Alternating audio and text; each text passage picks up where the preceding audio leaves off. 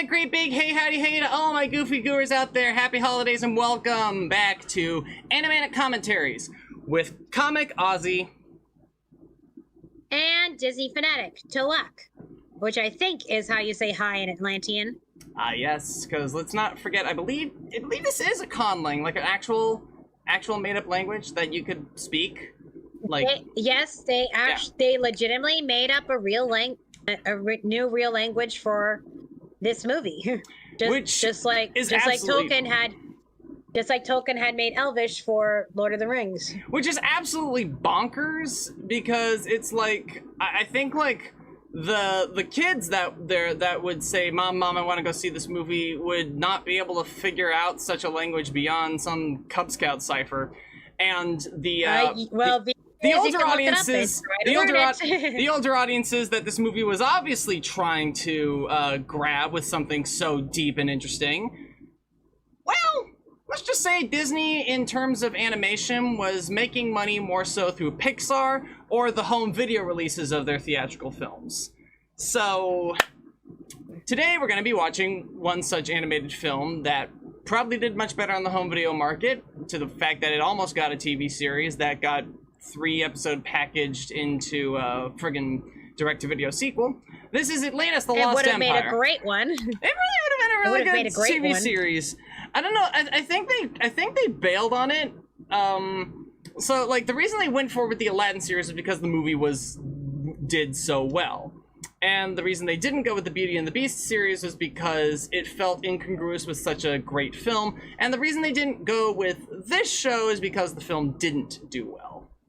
They really wanted this film to do well if they were already banking on a TV series to be really popular. But I mean, when your movie doesn't do so hot at the box office, it kind of throws things, out of whack there. But this will be the movie. The movie to end all movies, no. But it is the last one we'll be doing this year, and we'll be returning on the 9th of January for our Animanic commentaries again, and continuing this whole Disney marathon here. But for the moment, I want to talk about the story for this movie, because really want to get into the animation when we're watching the animation. There's a lot of CGI combinations going on in this one because of the advanced tech the Atlanteans have, due to mystical crystal, which seems to be the MacGuffin for this film. Like, everyone's after it because it's rare, it's an ancient civilization, it'll make them tons of money. It's like, huh? Well, the crystal that gave them all the magic and the high tech gizmos, right? Yeah. Yeah. So our story, like, we follow Michael J. Fox playing Milo Thatch in probably like his only Disney role. At least his only Disney animated role. And like, I can think of. No, wait, no, Homeward Bound. Ah, okay, yeah, there was that film. Never seen that one.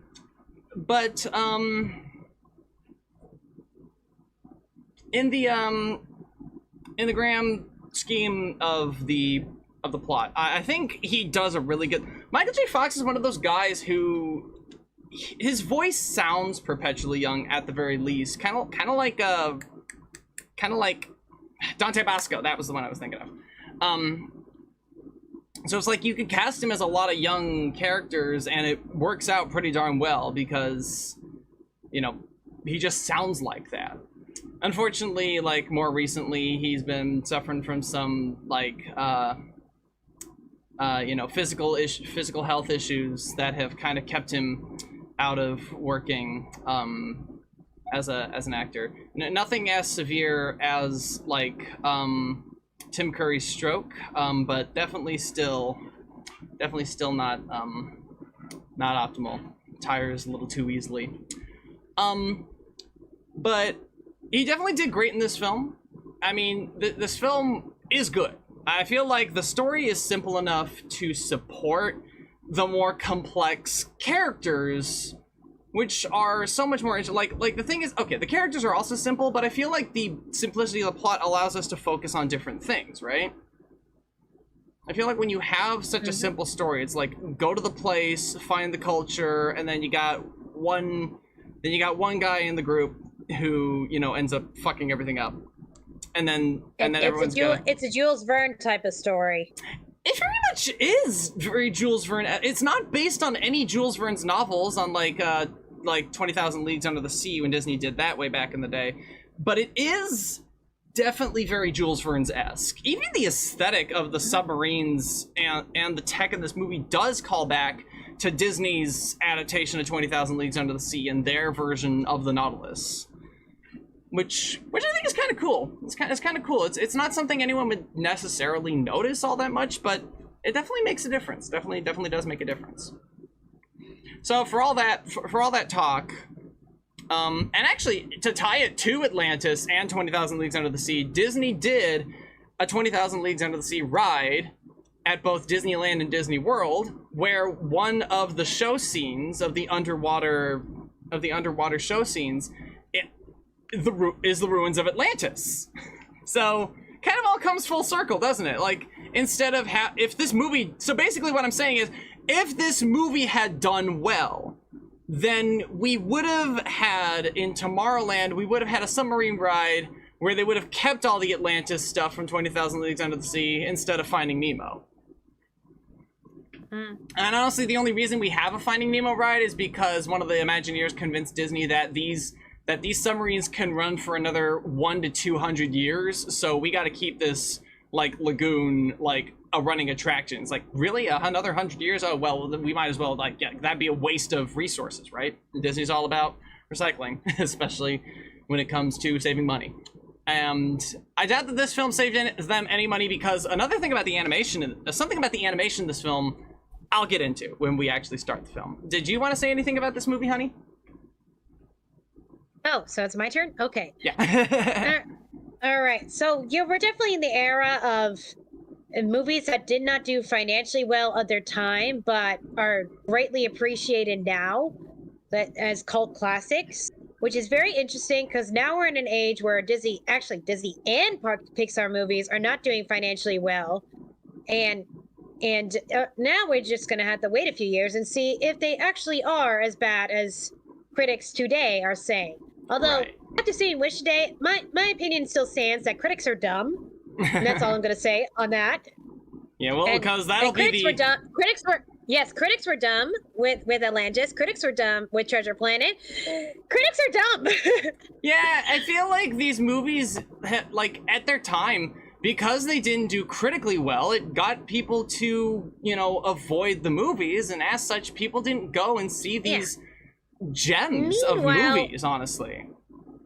Meanwhile, my brother and I greatly enjoy these movies. My brother actually, he loved them a whole lot more, and now he's an electrical engineer, so yeah. That counts for something, right? Yeah, like his favorites were Atlantis and Treasure Planet, so I guess that helps segue into his dream of working with machines himself.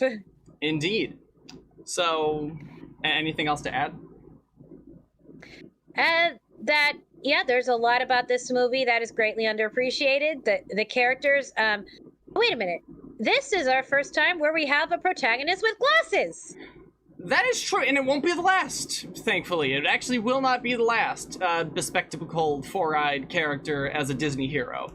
Or heroine. and while some may say, oh yeah, glasses character is a huge nerd, like, hey, it works in this movie. It really works. Sometimes we're nerds. I mean, Look at us. We're just a different color. Nerds of a feather. All right. Yeah. I think with that, we could probably go ahead and open up the film. Well, everybody get your copy ready. On Disney Plus, it should actually have the classic logo, so everybody get ready to sync as soon as possible. I didn't check, but there's probably no warning on Disney Plus, because Atlantis is a fictional culture. You can't really insult anybody on accident when you make up a fictional culture.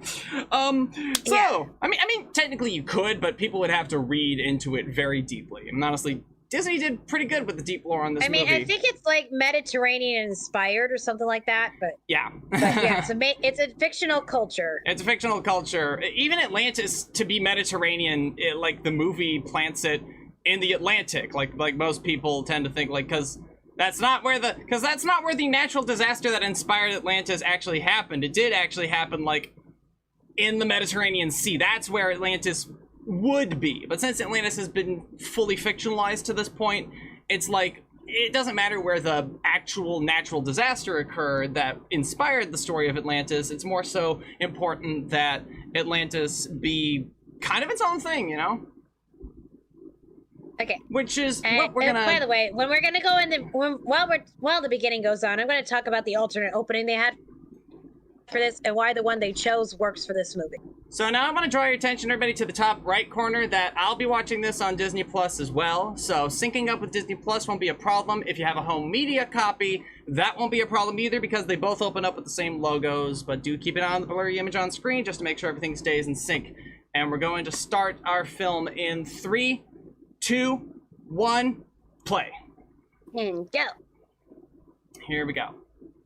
Now we should be hearing. Okay, yeah, There we go. Okay. That was off. Definitely had to hear that. I forgot it was a flare. I forgot it was a flare that happened. Shh. Yeah, kind of like up. Okay, and now we have, in a single day and night of misfortune, the island of Atlantis disappeared into the depths of the sea from Plato. All right, so Plato, their original idea BC. for the opening, the original idea for the opening, which they had animated, was they were going to show Vikings reading the Shepherd's Journal and looking for Atlantis, and then they're attacked by a mysterious beast, foreshadowing the Leviathan that we're going to meet later. Okay, what? No, sorry, the captions just covered the captions. That's weird. Okay, so yes, we would have started with the Vikings perishing and then the Shepherd's Journal being lost. Now, would have foreshadowed some events like the Leviathan and the Shepherd's Journal, but this works because if we had like seen nothing from the Crystal or Atlantis's people up until the point we find Atlantis, then stuff like the Crystal and everything would have felt like it came out of nowhere. You know what I mean? Here, it's like just enough teasing. And like, you can easily believe that by the time we reach the movie, that these people would have died. But of course, then we meet Kida and we're like, wait a minute. So if this was forever ago, how is she still alive? Yep. So we established. Yes, this moment also connects us with Kida. Yep. Like, the first time I saw that. Yeah. I want to point out, if you're watching it with subtitles, it actually does translate the Atlantean into English, that's really cool. But it does. Yeah. Because, like we said, it already it's did an that actual... in the original film. It already did that in the original film. These were translated on screen. Oh, I get it. I know why. I know why it does. Okay. Because Disney Plus probably forces subtitles, but the first subtitles were me having subtitles on saying speaking Atlantean. You know what I mean? Yeah. And which there's is stupid. There's the alphabet. They created like a whole alphabet. They invented a whole alphabet, a whole language. Yeah. This movie's extra. Washington, D.C. I live near... Yeah. This would have been when Woodrow Wilson was president. Oh my god, so this would have been right around the time Tiana was a kid. Yeah. That's true. Because in that flashback, Wilson was just elected. Hmm.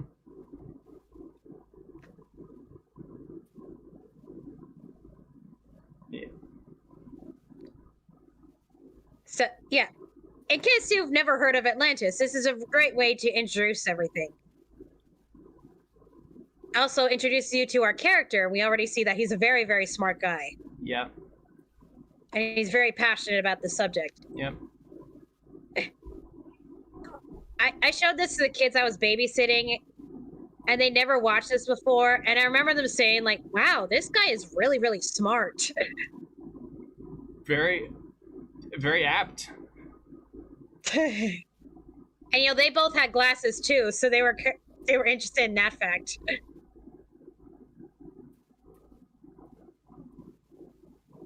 Now, this was actually a real thing. Yeah.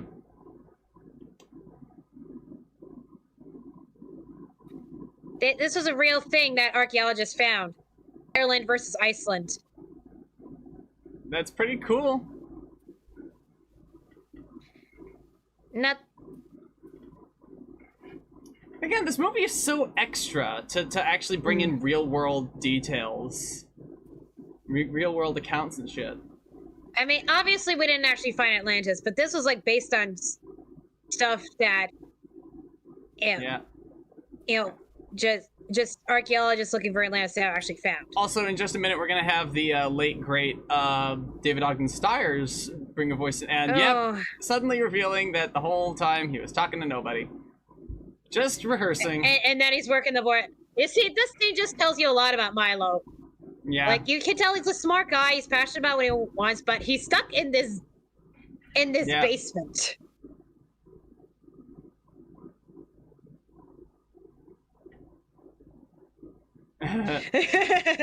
Kind of works. It's pretty close.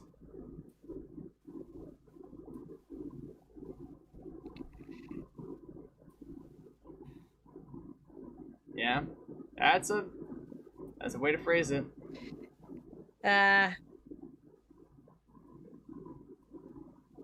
Oh, look at little Milo looking like the nerdiest little squirt.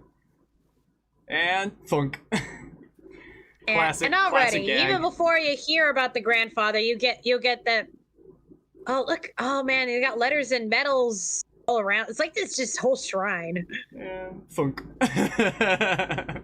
Yeah, it's like he's also feeling like, you know, he's gonna make grandfather proud, but also feels like he hasn't quite lived up to the expectations.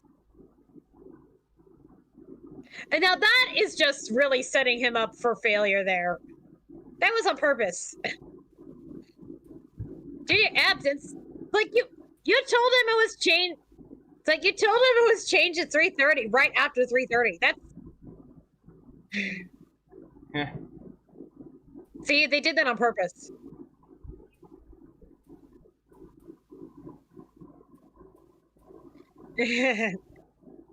Huh? Huh?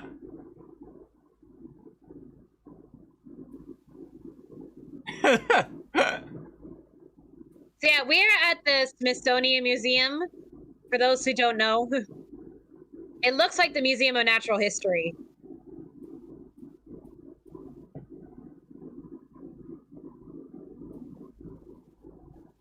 But he was using actual facts from real sources.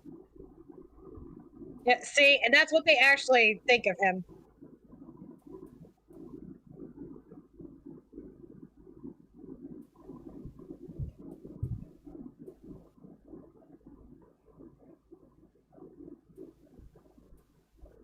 Whoop. He's very persistent. Mm-hmm. Yeah, no, we'll run your boiler.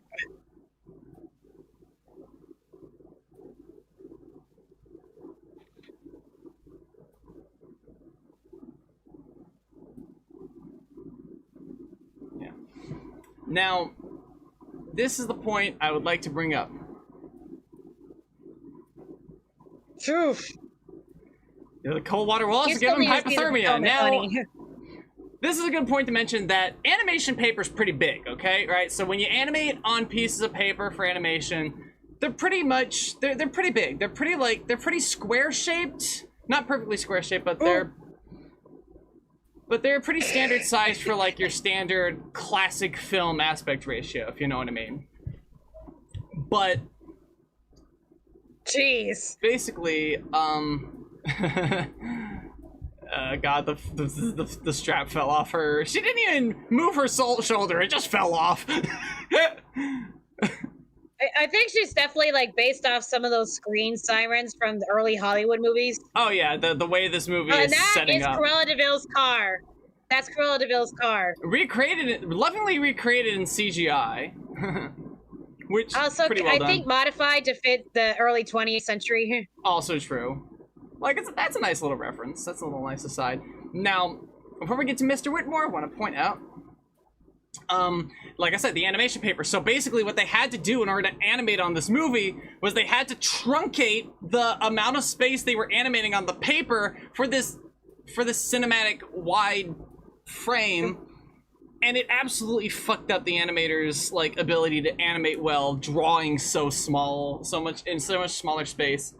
Is like it really fucked them up. So okay, but you notice that she said he doesn't bite often. I'm like, wait a minute. I mean, do they have a thing going on? I wonder. that always creeped me out. Cracking all of his knuckles.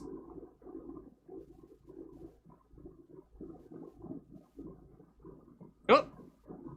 So much for privacy. That's a joke you don't get as a kid. I think kids would understand it because they know about privacy in regards to that. I didn't get it. I'm not saying all kids, just some kids. Remember, I was the ace baby. I didn't even get the Pumbaa, not in front of the kids thing. I didn't understand it either. I didn't get dirty jokes.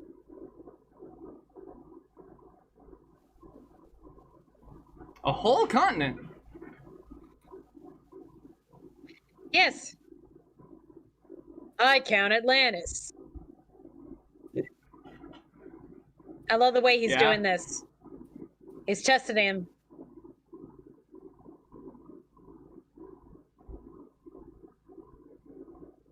Yeah.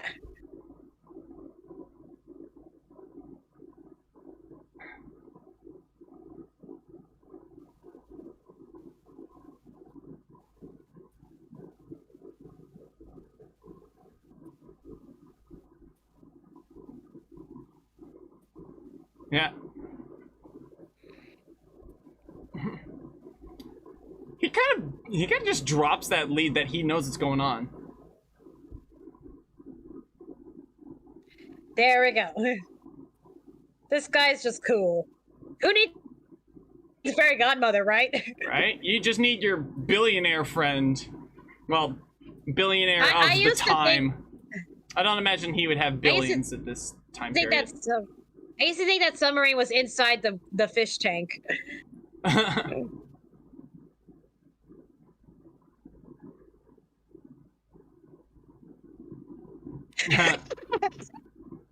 It's like, well...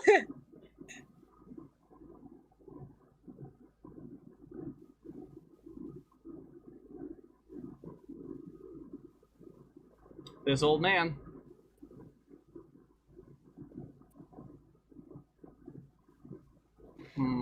God, there's such good voice acting in this movie.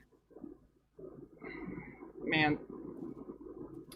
I also point out the fire. You don't point out effects animation often, but that fire does capture the scale really well. Oh, look, he's got a Cleopatra's Needle figurine. Ah. And also, the aesthetic of this movie is even more angular than our last outing, The Emperor's New Groove, if you could even believe that's the case.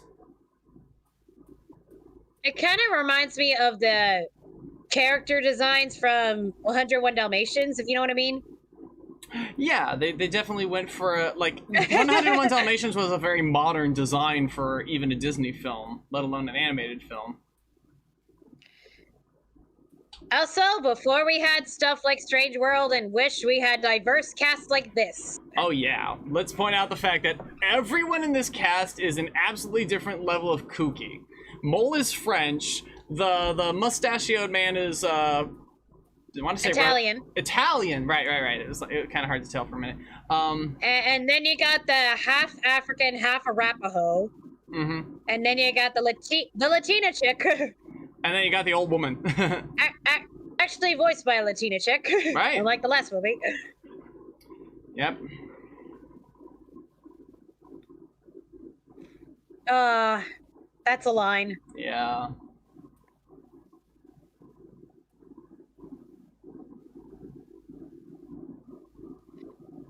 I am kind of sad that Milo had to leave his cat behind, though. Woof. He's never been on the open ocean before, has he? You didn't lose your glasses, buddy. Remember, he's a bookworm. Gross.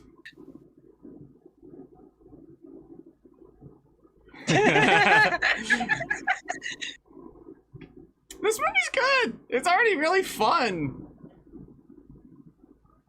Oh, we also got the old prospector. That guy is famous for voicing Slinky Dog from Toy Story in the first two movies. Yes, it's Ernest. He saved Christmas. He went to camp. He was scared shitless or something. Yeah.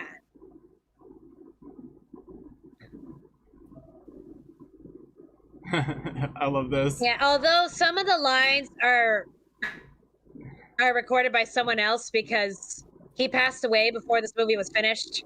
He did. It might have been his friend who replaced him as Slinky Dog in the third Toy Story movie. At the very least, it could have been.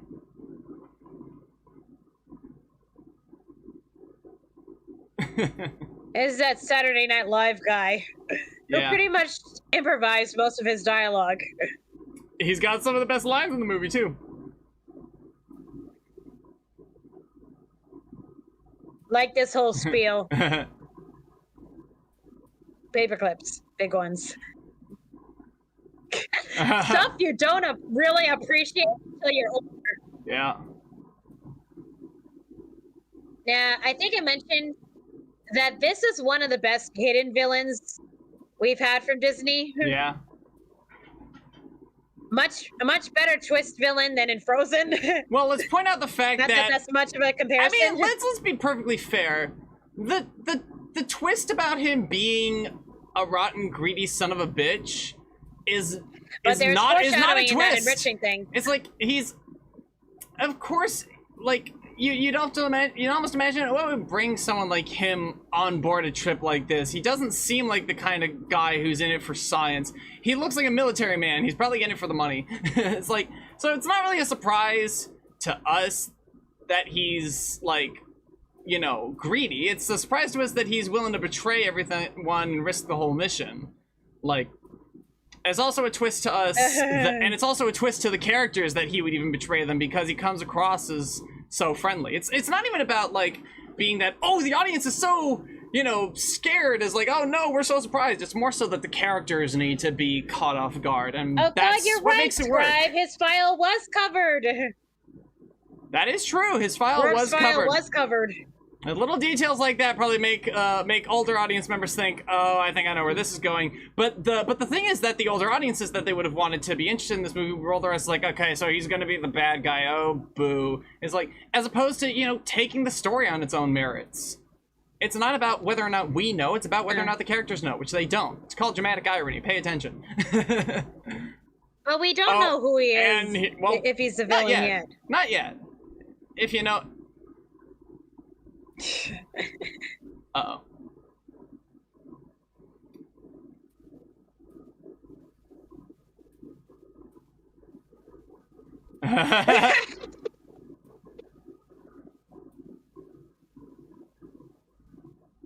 That's definitely a thing.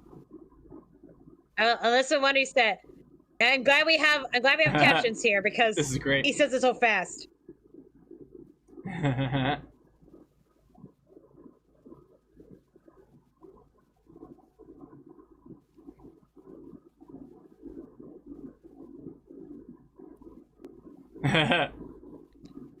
Yeah, this thing about Mole, he's clearly eccentric, but they also showed that he is good at what he does.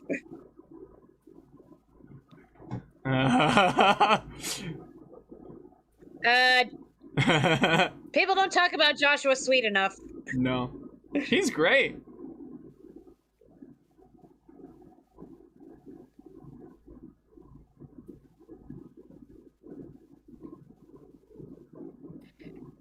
Yeah. Let's talk about how he's a black man in 1914 who is a doctor on a very prestigious expedition. Yeah? Also, it's revealed later he's half Arapaho.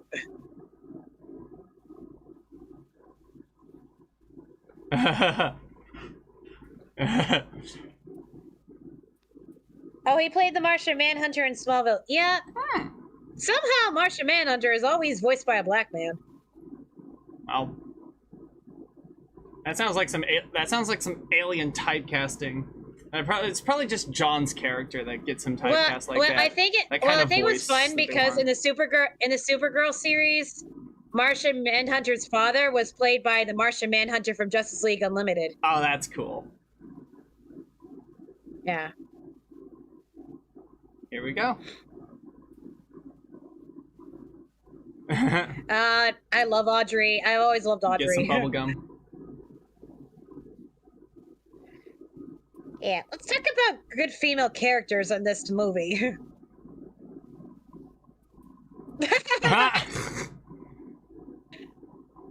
Have that.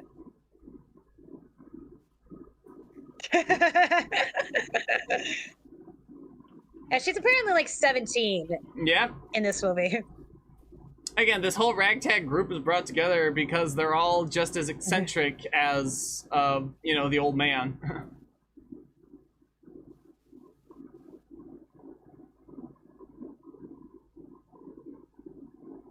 Yeah. Yeah.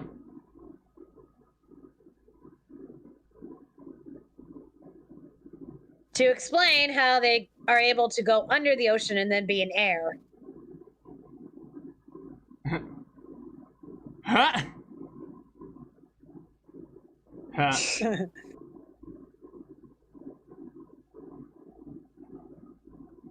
All right. Well, time to find out where this. So apparently these boats are from previous Disney movies. We're bound to find the one from The Little Mermaid, the one from Tarzan. You'd have to really like pause and just really look at all these. Oh, Captain Hook's ship would then be in here if they put boats from every Disney movie. You really would have to pause and watch it again. But that's really cool that they did zoom that. In, maybe. It's really cool that they did that. Okay, that looked like one from The Little Mermaid back there on that rock, which is really cool. Also, in terms of Thatch being really nerdy, I love how his body language also depicts that. And if you actually... She also has some pretty good ones. And if I think back to, like Back to the Future and some of the physicality Michael J. Fox put in his role there, I can actually see some of that applied to Milo Thatch, which makes sense, because the animators are in the at least the lead animator is in the recording booth with the actor watching them and putting in their mannerisms. That's why Belle always pushed her hair out of her face, because Paige O'Hara would just do that, because her hair was always ending up in her face. Sure, it's gone now. Even the Leviathan is a CGI monstrosity. They're getting much better and better with CGI animation, which, is foreshadowing. And sometimes foreshadowing is fairly ominous. And hey, Rourke is... The dialogue in this movie is funny. Unreal. I don't even think that had to have... Not just Rourke. I don't even think that was... All the lines. And I don't even think that was ad-libbed. I think that was written in the script, which, honestly, just give some credit.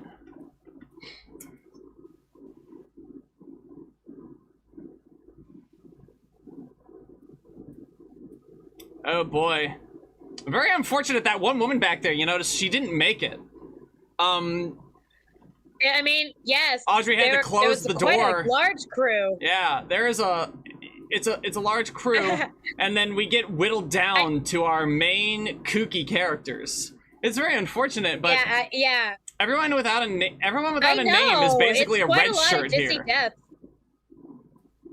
Yeah, like I told the kids that I was showing this to, that because the younger kid, she had a morbid interest and stuff. Yeah. So I told her, you know, a lot of people die in this one. You're like, really?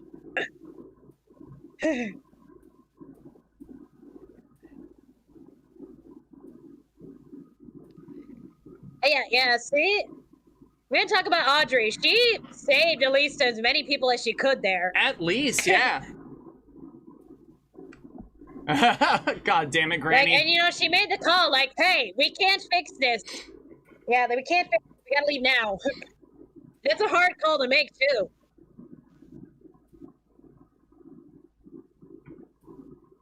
Get everyone we can on the dropship.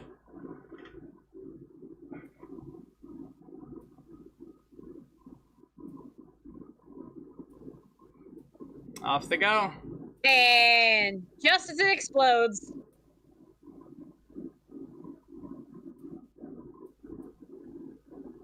Which you'd almost think would get the Leviathan to give off.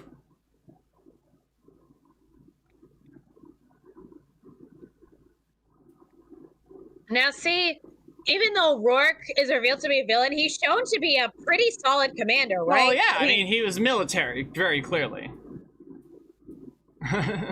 Which is all the more reason why the audience doesn't want to believe that he's going to turn out to be a bad guy, right? Yeah, because this is a early 2000s American audience. They want to believe that their military has good intentions. So it was a very different time, 2001. Like, at least King Candy gave off villain vibes. Yeah. Slightly. I think BoJack Horseman said it pretty well. I mean, like, anyone, like, I'm not saying someone with a gun can't be a hero, but just taking any schmuck and giving them a gun doesn't automatically make them a hero. It's like, right, he was saying something super controversial about, like, being, like, some anti-military shit, and well, BoJack's having a hard time finding work. But anyway, talking about this, oh god, this art is beautiful. Look at that fish. And it's not a real fish, I don't think, but, like, damn if it ain't really pretty. So, and then, of course, we do actually take a moment for everyone who was lost.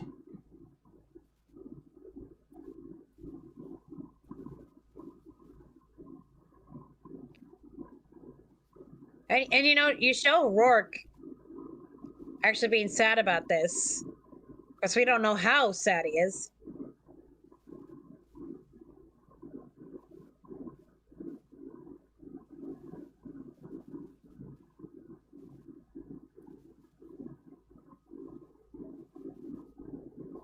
Damn. Always keeping it real there. Yeah, Rourke seems more, at this point, seems more like just the hard military man, but not necessarily a bad man yet. Mm-hmm.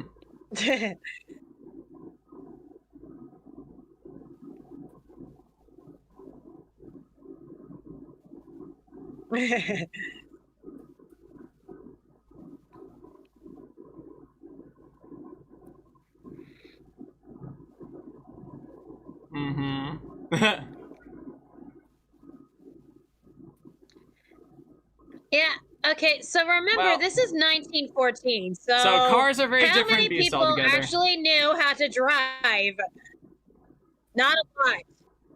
I mean, my great-great-grandpa, who was president a few years before this movie, he was the first president to have an official car. So keep that in mind. Yep. So Milo's actually in the majority here, people who don't know how to drive in this time. I mean, why do you think Mr. Harcut had to have a driver for him? Because people had to be specifically trained for this job, essentially. Cars were not as easy to handle as they are today. They were very primitive.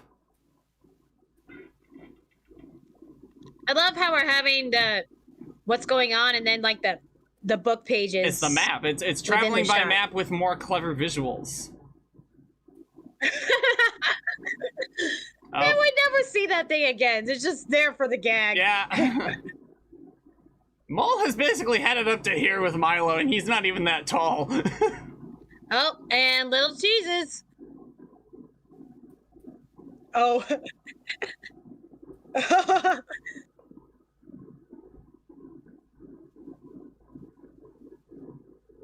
Oh God! They really are not fun of Milo. It's like high school all over again. It really is. High school. Poor schmuck. Milo Fashion's like what, 20, 21? The poor kid just can't catch a break right now.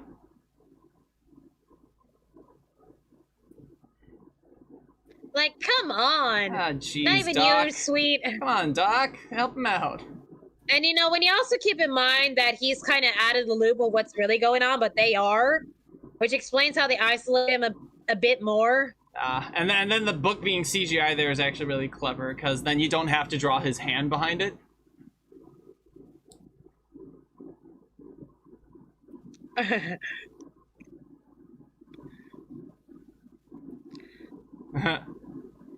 And one of the best lines in the movie.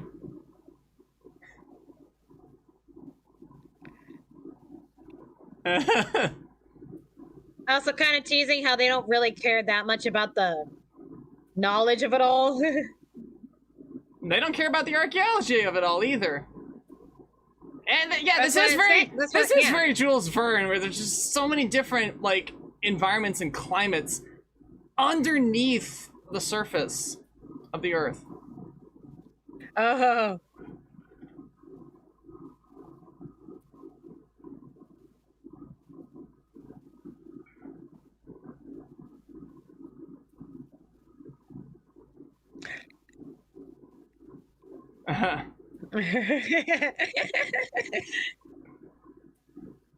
It's like, finally! It's like, that's what I'm here for. At this point, Milo doesn't seem to have a say in what's going on right now.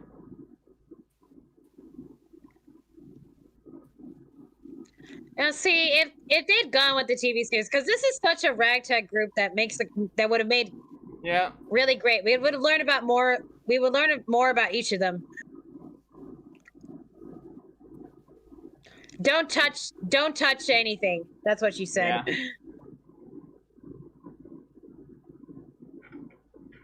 On top of being Latina, you know, her clothing, her proportions, just everything is you should have in an animated female character. And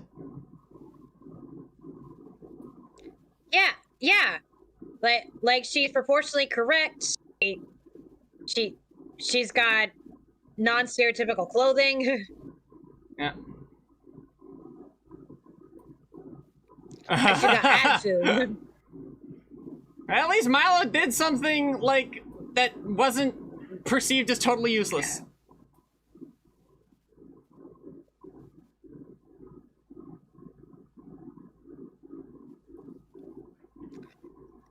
Yeah, see, and Mole has even showed that he is still a scientist, just an eccentric one. Yeah. A geologist. Of course he knows about like phosphorescence, because he knows all about all the rocks and stuff.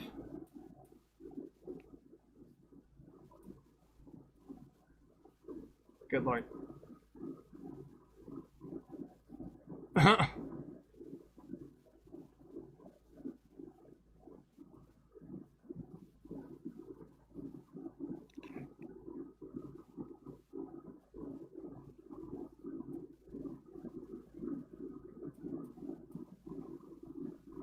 Mole.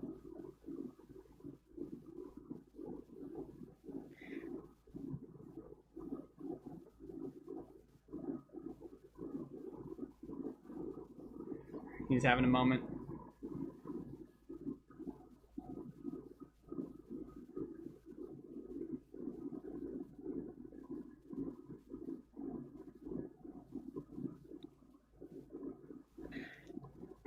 You notice how they immediately change the subject? Yeah.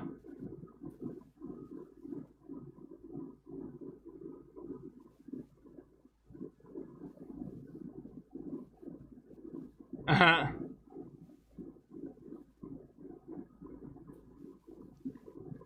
Yeah. Foreshadowing too.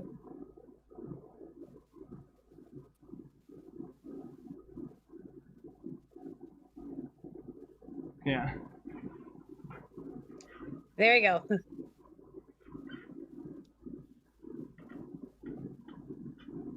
Yeah, see, he's biracial.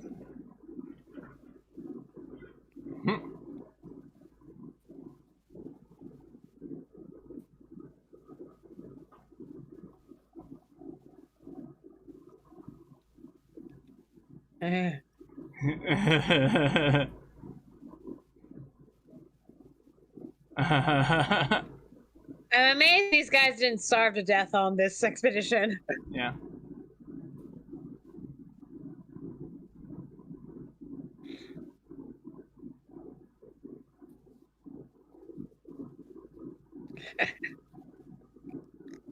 Yeah, because they don't talk about it much that her dad was the one on the last expedition.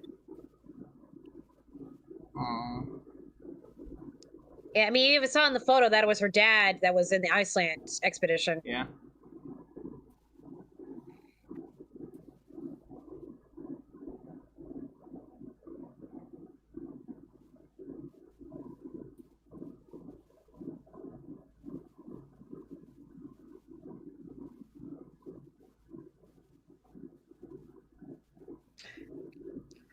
And he actually gets sick. He does. He really does. He's the... There's a study of rocks. Geology? Mm-hmm. Yeah. Yeah.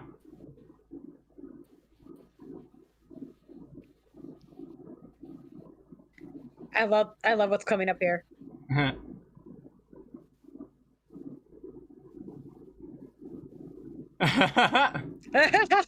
love that. Well, that's great. Yeah, I know. It's like, well, I'll work with what I got. Ugh. Now that's a quick. That joke runs by so quick. I'd be surprised if most adults caught it.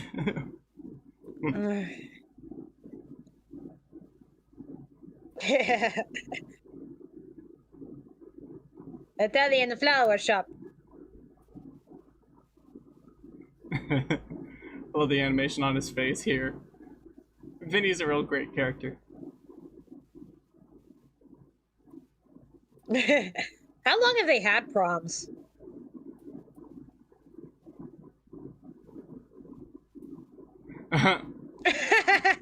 Considering the time this movie takes place.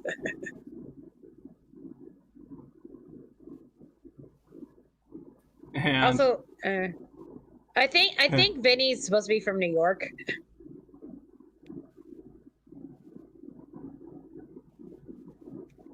You don't want to know. He says you don't want to know. Well, we find out in the sequel that would have been a TV series that he was raised by mole rats or something. Yeah, I think one of our friends actually sent us some screen grabs of Mole's backstory. Yeah, but it came too soon. I didn't have time to read it all. Yeah. Plus, it was fogged out, and I didn't have time to actually read it. Okay. So I didn't realize as a kid exactly what he was doing at this time. The toilet paper on the I've had to do that when out on camping trips. We took like the biodegradable toilet paper, of course. Of course, it takes pointing the flashlight up there to bring out the fireflies. Also, when you realize he still didn't get to go. Oh, fireflies. Oh, yeah. Fireflies. This is like some microbots. Yeah, but Milo still didn't get to go to the bathroom through this whole ordeal. Are you kidding?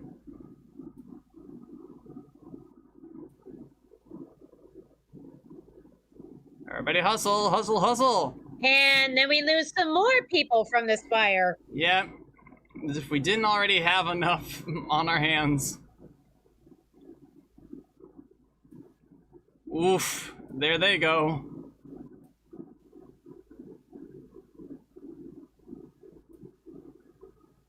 And here they go, yep.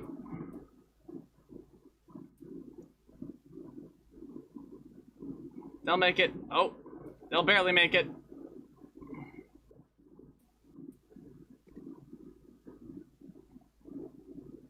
Go, you weird little French man, go! Go, go, go, go!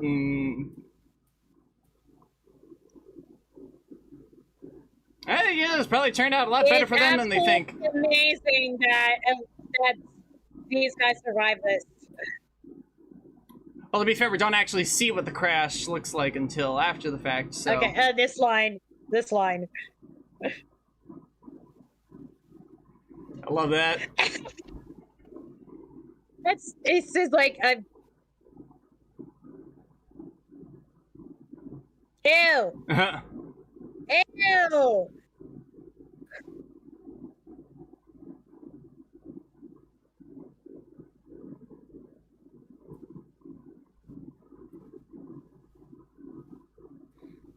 There, that explains it, I guess.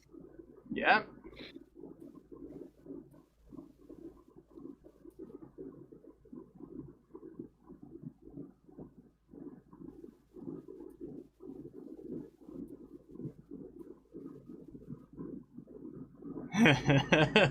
God damn it. How many shit jokes has there been in this movie? Taking the L from the pool sign. An explosive force of greatness. And then they all look at immediately at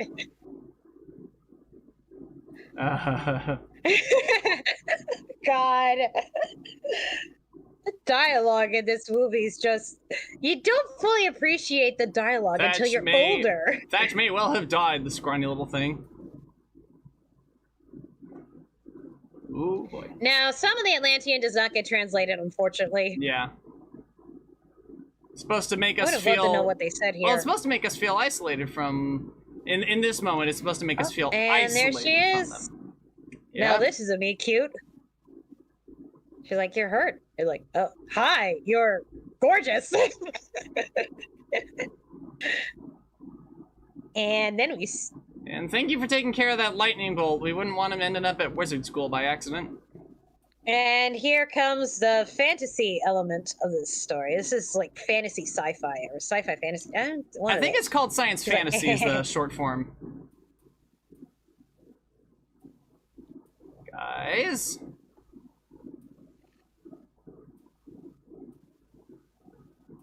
Yes, there is a translation for the next scene. Yes, because... Let me pull it up. Hmm? Oh.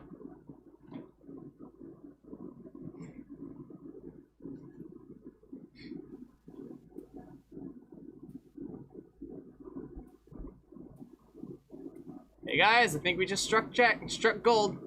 I love Sweet's animation there. Alright, so... As they say it, I will... Yeah.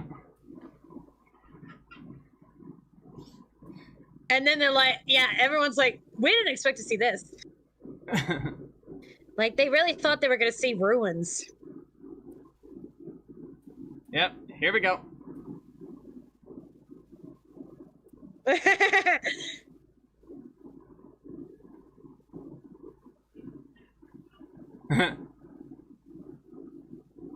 I love these guys so much. So keep quiet. Okay, so here she says, who are you strangers and where did you come from?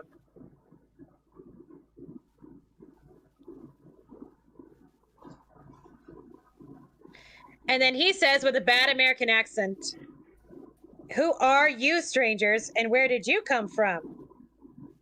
Okay, but he's apparently very bad with accents. Your manner of speech is strange to me. And then, I travel friend. I travel friend. You are a friendly traveler? And then he speaks in Latin. So, my friend, I'm a traveler. You speak the language of the Romance. I think that's obvious. Do you want to... I can guess what he asked. Yeah. So yeah, he switched to Latin. Because he's better with Latin, probably. But you know, she was like correcting his very bad Atlantean. Like, you are a friendly traveler?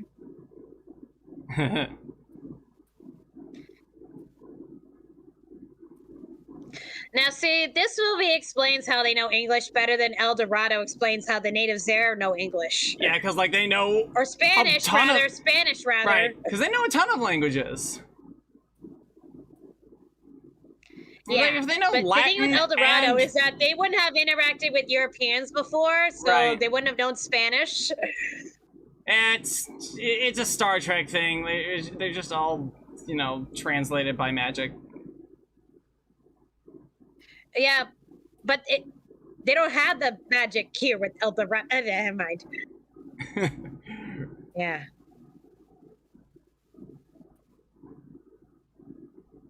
Yeah. And there's the moment where the audience has an inclination that Rourke might not be such a nice guy. You know what, Audrey? Yeah, I'm starting to think he's not such a nice boy. But yeah, like that implies, you know, everybody else too, that they haven't had to deal with people before. Yeah?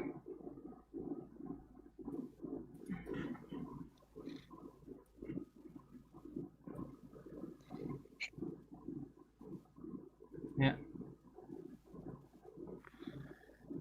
Yeah, and look how Milo just immediately bows, and the others don't. Because remember, Milo is the one who understands them. Yeah. Yeah.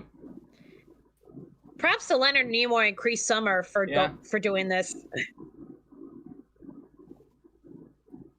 Speaking of Star Trek. Yeah.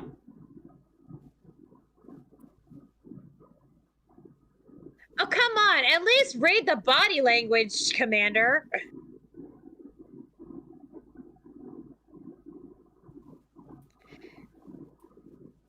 Yeah, they probably would have learned English, or at least gotten the gist of it. If they knew Latin, they would have gotten the other Latin-based languages, including French. That's why she said, "You speak the language of the Romans."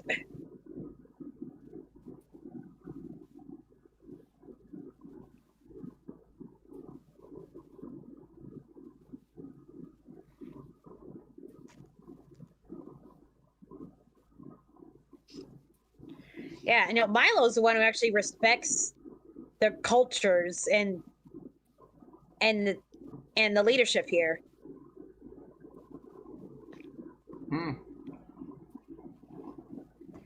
Yeah. It's like the difference between cultural appropriation and cultural appreciation. Yeah. We all know what works. And Milo's like, but we're the ones who are guests here. We shouldn't be making these demands. Yeah.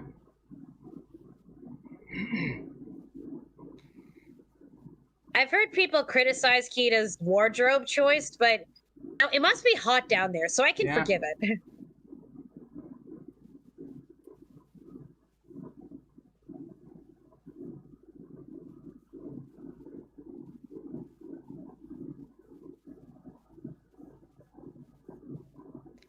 But Atlantis, yeah, Kita deserves to be in the Disney Princess lineup.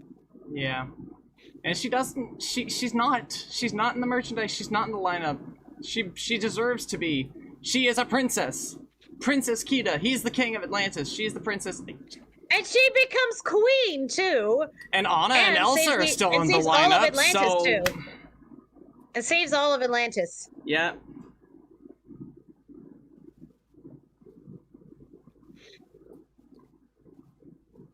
Yeah, plus we want to separate you from the group so we can plan without you.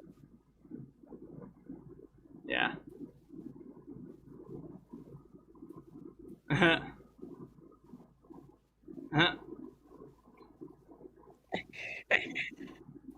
they did that just to separate him. Audrey's such a wing woman. Go get him tired. Remember people watching the movie the first time and thought that Audrey would be the love interest? Like, no, she's not the love interest. She's like that little sister character, you know? I mean, like I said, Milo's in his 20s and she's 17. Yes. God, I love these two so much. Well, the animation on Milo, he's just animation can convey a lot. Animation conveys his scrawny nerdiness so well.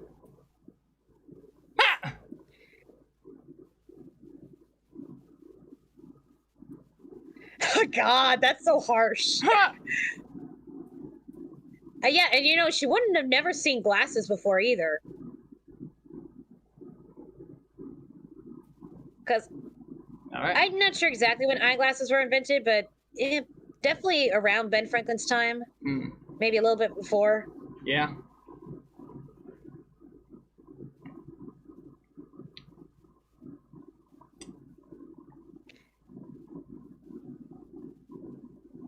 Yeah, I'm being perfectly honest. And the fact that they were kind of in shadows is really good director's choice. Yeah.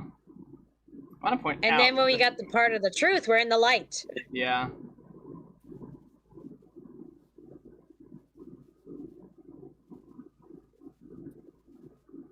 Yeah.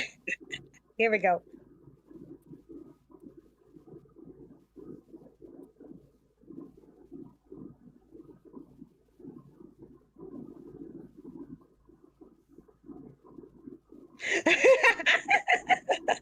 And he kind of just throws that aside for a little bit.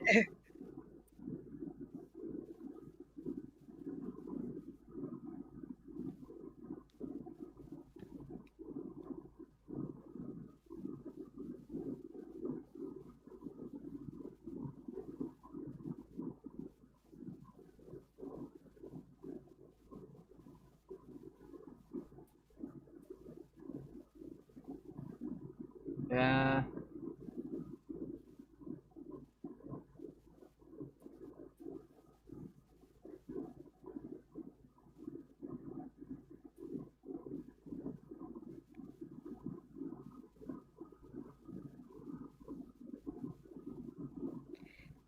Yeah, remember, he's only ever read this stuff.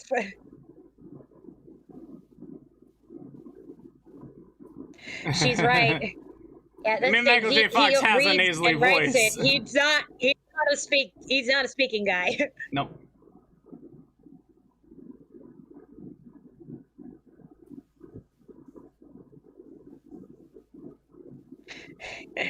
So you got a girl who actually appreciates her knowledge. Okay.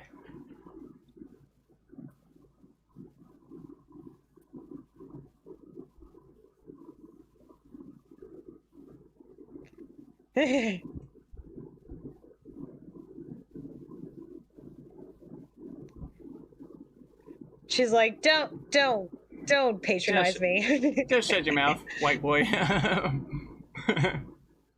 I mean, she did really get pretty far. Yeah, that's got to be along the lines of holy shit. Yeah, probably.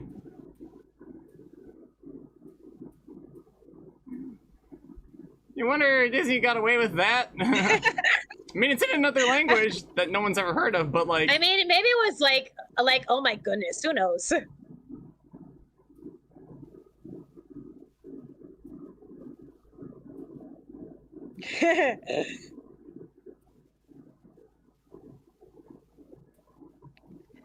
You know, and the deep canvas again. The deep canvas from Tarzan. Look at how beautiful that is. That turn, that rotation. Quite a view from down there. Oh man.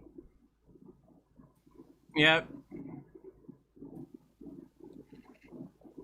And we're already seeing those Guardians who will come into play. They're gonna come into play just very suddenly. soon. The movie's almost. The movie's like half over. That was another reason to open the movie the way it was, because then we would have only gotten Kita for the second half and nothing connecting to the characters in the beginning. Yeah. And then the audience is leaving like, so how is she over 8,000 years old? And what's with this crystal stuff? In short, what the fuck is going on here? They still know how to speak the language well. Reading it is a different thing altogether.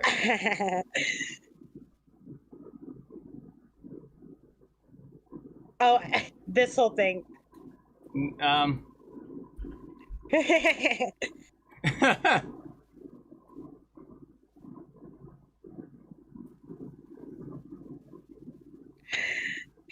Every time he tries to explain things to her.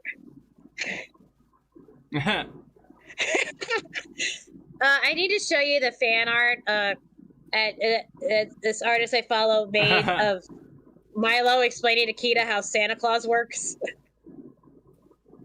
Oh boy. That's not where Rhode Island is there, Cookie.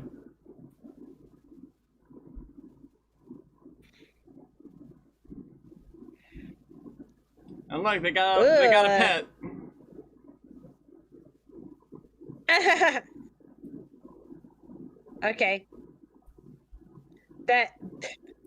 That's what their conversation's been going.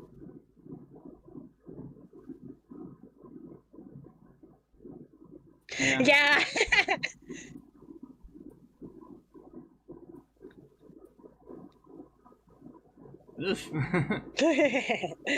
Remember, Sweet spent some time out in the wilderness. Yeah. Wouldn't surprise me if he's eaten some strange things. Yeah. Hmm.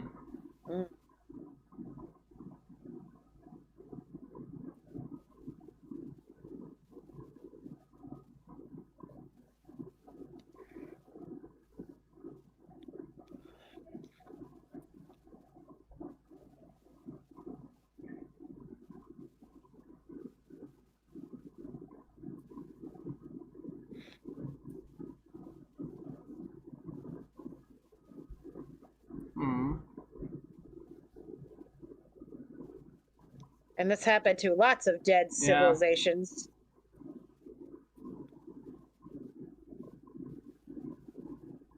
I didn't quite get this as a kid.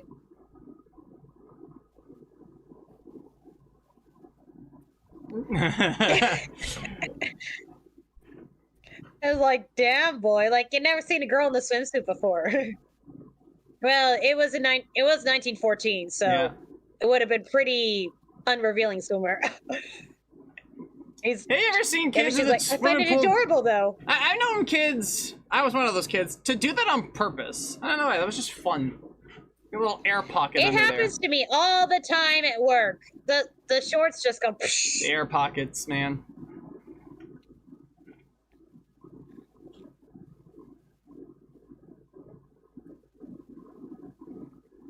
And give Thatch some credit, he is a good swimmer.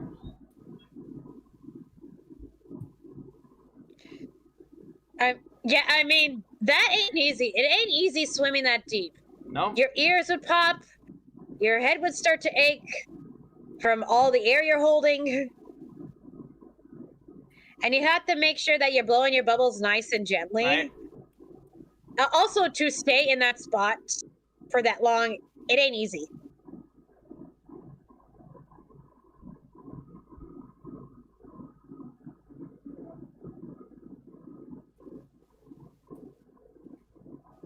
And keep in mind, Kina must have like just swam like this for fun with all this stuff before finally. Yeah. Oh yeah, look at me using that breaststroke there. Yeah. Breaststroke is good to use when you need to go deep in the water. Fun fact from a swim instructor here. Yep. And he's gently blowing his bubbles. Yeah. I should do a video analyzing animated swimming scenes. Yeah, you know, it would be a good. That would be pretty good. Yeah.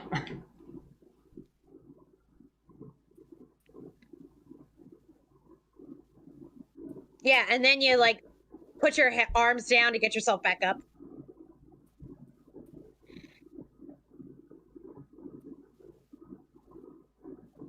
This has been DF Swim Facts. Yeah. Yeah. It's I love this. Like, this is great. Like, they got the light from the crystal that they're able to use.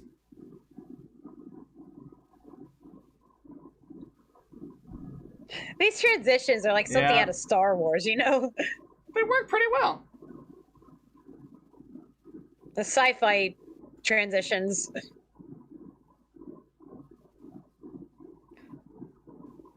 And this is also a punch to the audience. Like, even those who suspected Rourke, they probably wouldn't have like suspected all of them.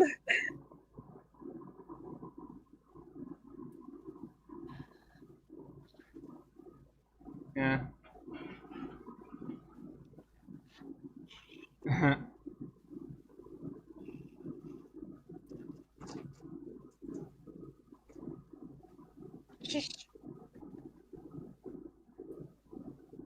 Ooh, she kicked butt.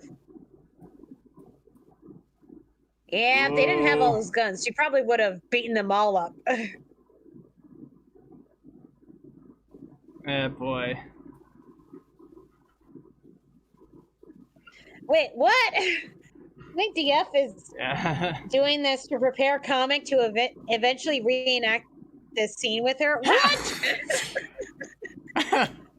You think I fantasize about us diving down deep underwater to read an ancient mural? No, I don't think I've ever thought of that once. That's a little far-fetched. I mean, maybe I've thought of the boat thing for the Little Mermaid, but not that. I can row. I haven't done it in a long time, but it's pretty intuitive.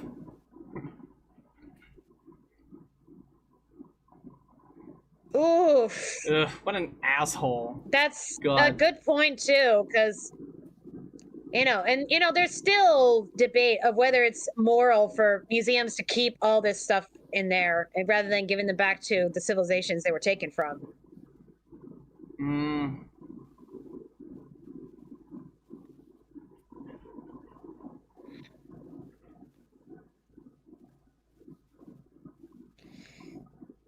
Yeah, it's like... Jackass.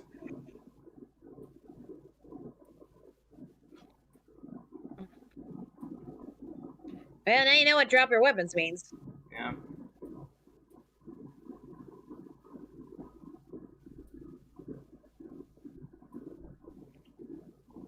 Mm-hmm.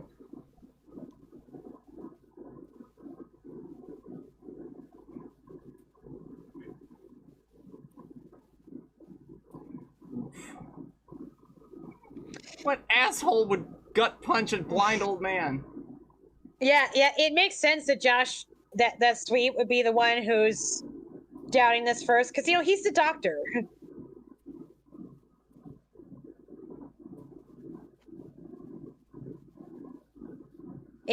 Punching someone in the stomach can actually kill them if you punch hard enough. Oof.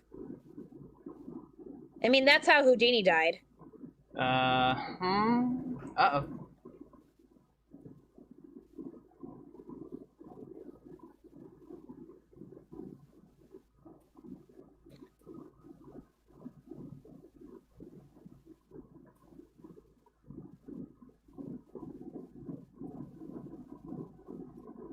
Great. So they're not only military, they're military profiteers too. Great. Just like Tony Stark. But unlike Tony Stark, I don't think these guys are gonna have the big change of heart to make a giant metal machinery suit in order to save the world. But and remember, this is right before World War I started. So woof. Country's already kind of on hinges. Uh-huh. The world's already on hinges. Ain't great. This is it. This is what you've been looking for the whole time, Kita. And I think she's saying something along the lines of, forgive me for desecrating your resting place or something.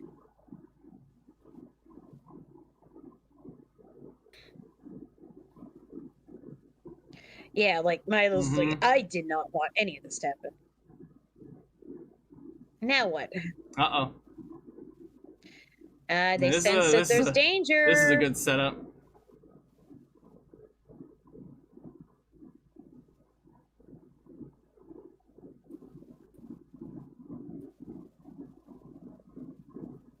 Yeah! Oh, here we are. Mother. It's her mom. Her mom's in there.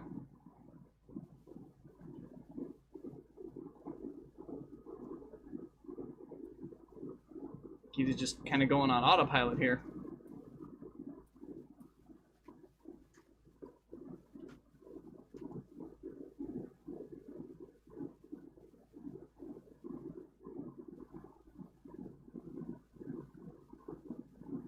Yeah.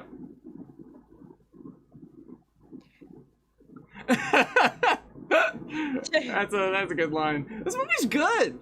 The fact that people don't give this movie the time of day, like... Do not be afraid. I will be well, my Thatch. Be not afraid. And he's like, yeah. He did catch it, because you noticed he nodded. Uh-huh. And then she's walking on water, and then, like... She's... Yeah! The crystal is keeping her such afloat that she's not breaking the surface tension of the water. Remember, science fantasy, so we can still say that she's just skidding across it like a pond also skidder. kind of biblical here, too. That's true. Yeah. That's true. Gosh. the whole animation in this scene is just so impressive. They got this magical glowing ball. What? I don't even know if the effects on the ball are CG or not. The light beams there definitely are hand drawn, and the spinning heads are definitely CG. But like the integration, next time, like where you don't necessarily think about it, you feel it all together. Oh god, this is so pretty, and it's no wonder that this was used in some of the trailers, because this is a highlight. This is the magical sci-fi, science fantasy shit that we're trying to approach here. Yeah, next time someone tells you that Disney animation is just for kids, show them this movie. Show them this and The Hunchback of Notre Dame back to back, and let them understand that. And again, I mean, the humor, I enjoyed it as a kid, but there's so much more that is for adults here, you know? Not in an immature way. Not just the humor, but also just in general. Everything about it. Yeah. I wish Disney was more daring, like they were here. Yeah. But the thing that scared them away from that was the fact that this film didn't do critically well. It's like, you know, it's like, imagine if they made this film today. It's hypocritical. They're like, Disney, we want to see something new. They try something new, and then they're like, oh man, you didn't do it. You didn't do it well enough. It's like, oh, it's so un-Disney. What do you do? It's like, guys, come on. They can't win, honestly. No, and the biggest thing that's hampering Disney is that, imagine a film like this came out in the same environment of Spider-Verse. You know?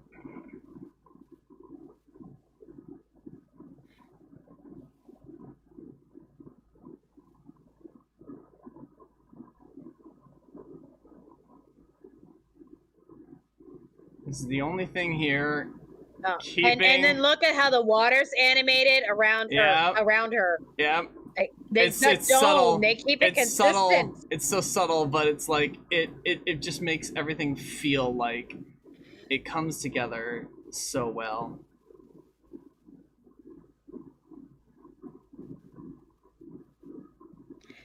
Foreshadowing to what happens to Rourke. I mean, we already had that foreshadowing when the crystal turned red earlier.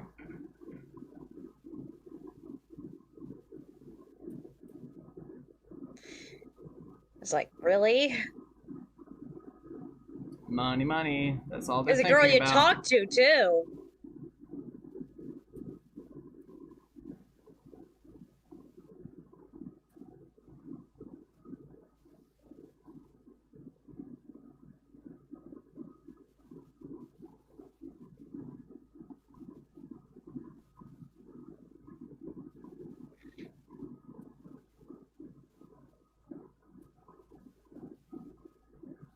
Oof.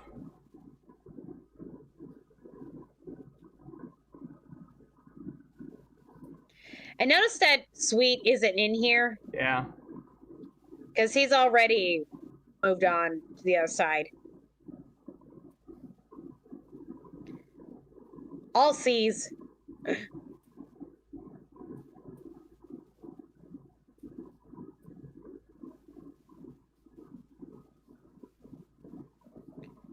Ugh, blood.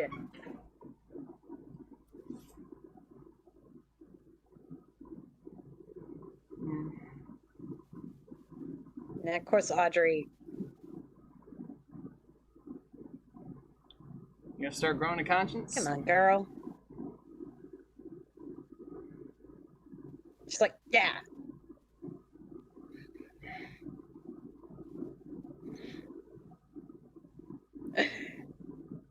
Nah. One thing I love that Audrey does, just watch her face. It's like, she's just, come on over here, you dummies, right?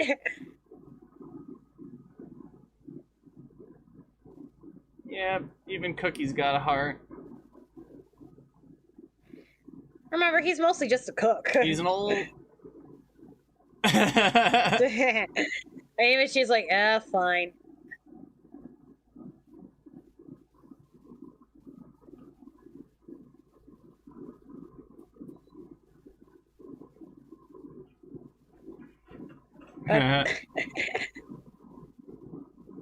Improv. Nobody got hurt.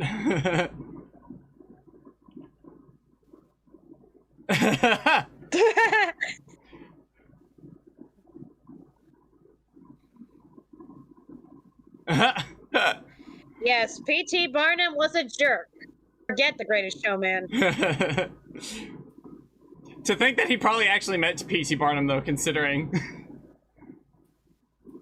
You know? There's one more in every minute. And the fact that we see the baby, too, and all that. It's just, God. The baby was the first thing I noticed with all the crystals being like, but the baby, don't hurt the babies! Yep. You know, I have a soft spot for babies. Yeah.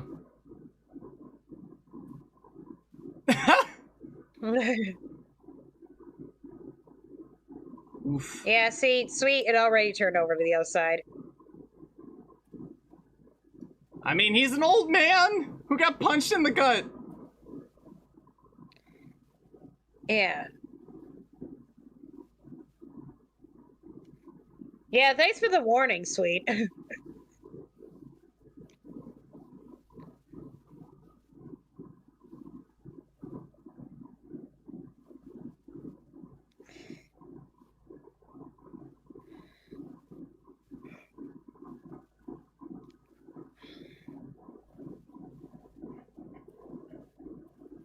And then that whole opening scene is explained.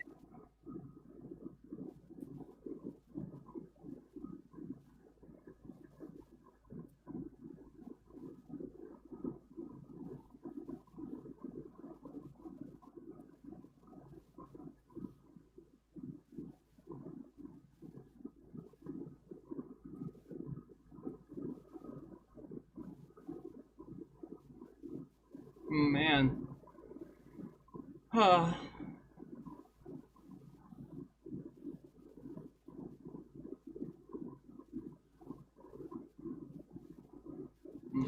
No, it's quite a lot of those Atlanteans died at the beginning. Yep.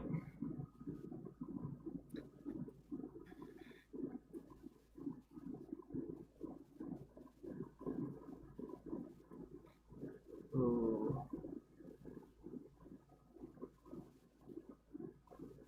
Yes, the voice acting in Leonard Nimoy is really good here. Yeah. Oh, man. And you know, Leonard Nimoy really wanted to steer away from Spock, too. Yeah. Yep.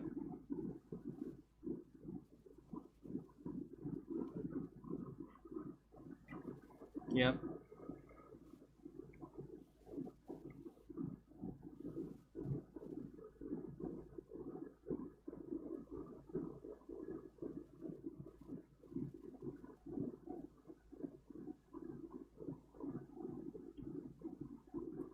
Yeah.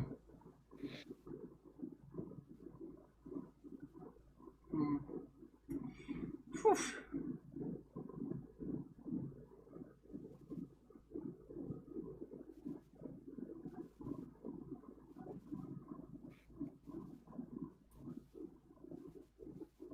Oh.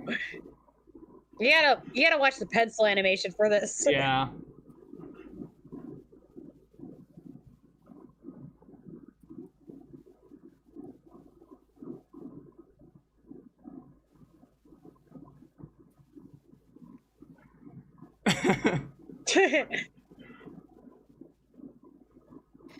He didn't do that on purpose. No, but yeah, it still happened.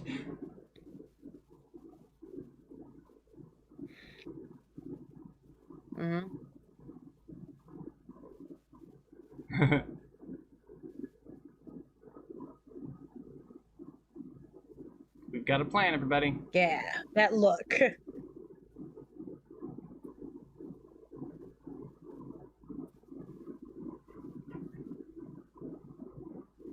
Off he goes. Yeah. Yeah, see, she's totally like, well, I say little sister, but she acts like a big sister, actually. Gotta make sure he doesn't hurt himself.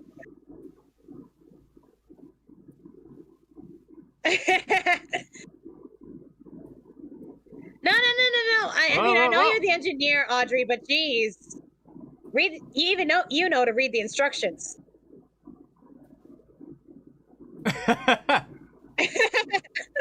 Like a tuna? I always loved the way he said that. Like a tuna? Or how about a hammerhead? It's like, yeah. So I guess the crystals have just enough energy. Here they go. To help. He really is. I mean, yeah! Off we go, everybody. And also, how cool is this for a climax? Off we go, everybody! And the nerd gets to save the day because of his brain and his will to do things right. And his wits too. No, never mind his wits as well. Yeah, because they wouldn't have been able to drive those machines if he hadn't been able to read the inscriptions. That's true. Even Keto is like most of the way there. World. Woof. Just like pose for the cameras. Yep. These flying things and this specific part of the movie with the flying things were also used in a lot of the trailers because they look cool. This should get butts in seats, but it didn't. The critics panned it and then nobody went to see it. Or at least very few people did. We definitely did.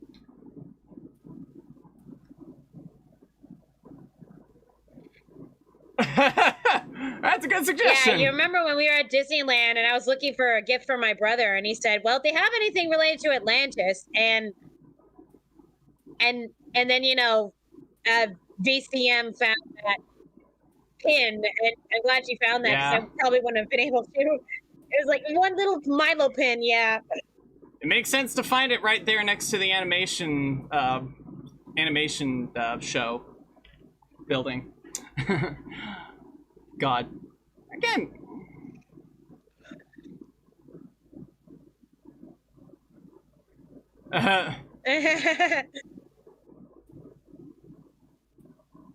Whoa. Ow. Ooh. Oh, and here we go. Oh, let's never forget that these things... Yeah, because he loves to blow things up. It's like, yeah, I got to blow things up. Come on, remember, the king said they were weapons of war. Fire at will. Ooh, vaporized. I noticed that she's been taking pictures the whole time.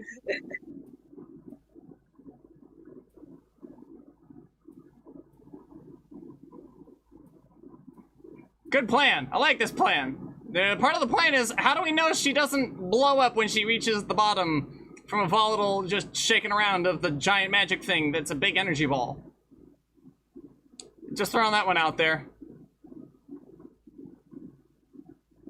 It's like, well, this isn't a favor. It's the chain. I'm sorry. Bone is strong, but steel is still going to be stronger than bone. What? Why? Dude, are you nuts? Ooh.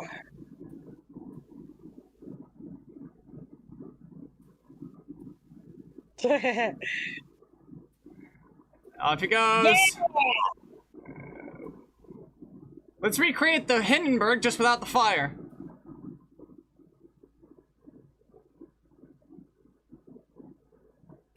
He didn't hesitate on that. No, he's an asshole. But she go down fighting.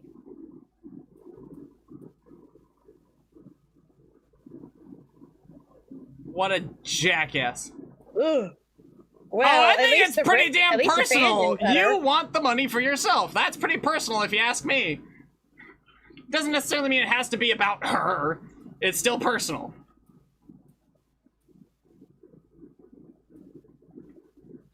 Ow. Unfortunately, Milo is not a fisticuffs man. No.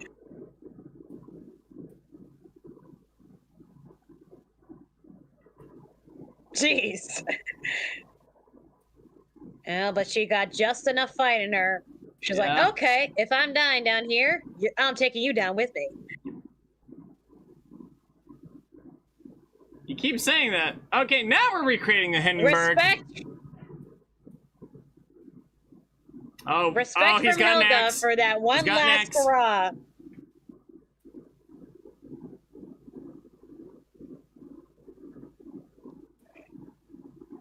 Yeah, apparently they wanted his villain death to be much more spectacular, so they added this last minute. Which, honestly... Which we set it up. We set up the whole blue going red thing earlier.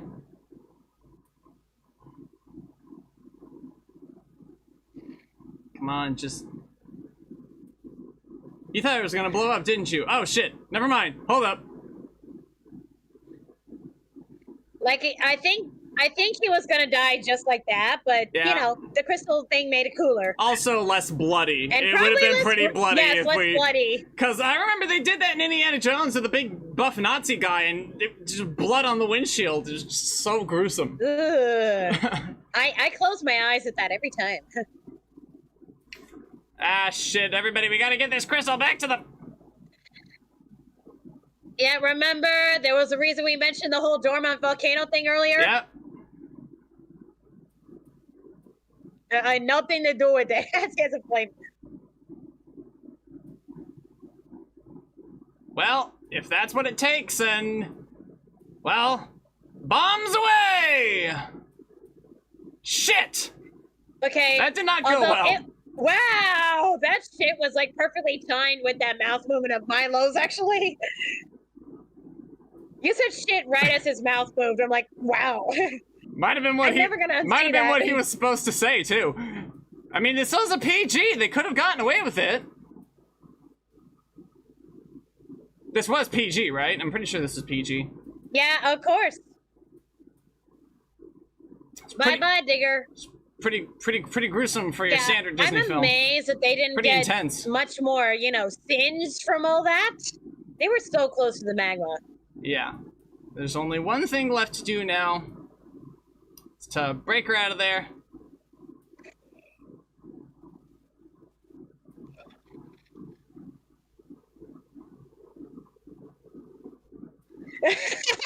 Translation for the audience? Yeah. Oh, and see? Not only she becomes queen, but she freaking saves Atlantis with all this badass magic. Eat your heart out, Elsa. Right? And she didn't have to die to do it. She's not dead. She's just kind of sleeping. Well, you could say she died in a way for like a short time. I mean Kita, but her body is still intact. Yes, Kita. Yes, Kita. She kind of stopped breathing for a moment when the crystal took a hold of her.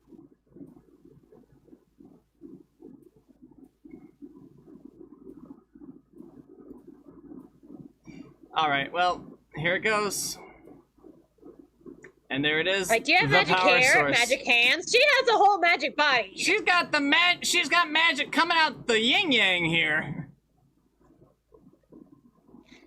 And well, son of a bitch, we got mechs, guys. They're about to go full Evangelion on our asses. Don't quote me on that. I don't know anything about Evangelion, except that they have giant mechs. I hope that shot comes out. They consistently had her taking pictures throughout this whole thing, so. Get magic, bitch. Yeah, no kidding.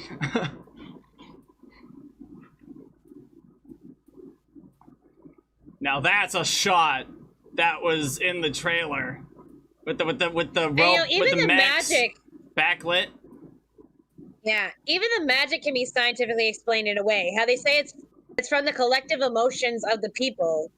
It's still magic. Still pretty fucking magic. It's science-based magic, you know? And that makes sense.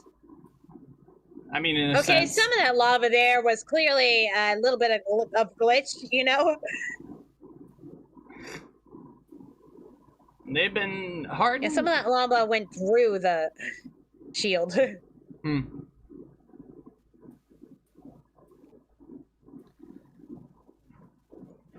And protected they are once more from a fiery demise. And everything turns out pretty well. Guys.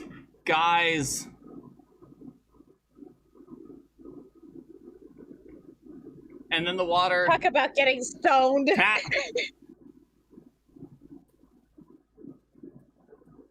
And there she is. And there's shining light down upon the city. Your work is done, Kita. They actually let her go, not the mom. Yeah. Unfortunately... Yeah, because see, look, she's not breathing until this moment. She wasn't breathing that whole time. Like, the crystal is alive in a way, so it's basically keeping her intact. Yeah. Oh, then she got the brain back. So yeah, your mom was there. And they don't kiss. But yeah, I remember someone saying, but it was such a sad ending. Like, why? Well, they didn't kiss, so they didn't get together. Like, what do you mean they didn't get together? And let's be perfectly honest with ourselves. Just because they share this nerdy interest in the culture of Atlantis doesn't necessarily mean they're gonna get together. And you know, we didn't exactly establish whether they actually kiss in Atlantis. Some cultures don't kiss on the lips. That's true. That is true. I mean, like in Moana with the forehead kiss. Yeah. In Polynesian cultures. I mean, he probably would have taught her.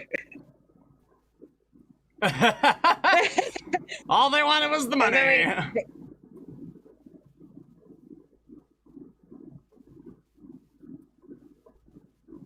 Aww.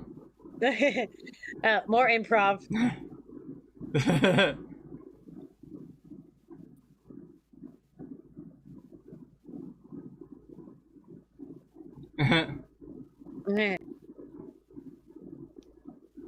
Ugh.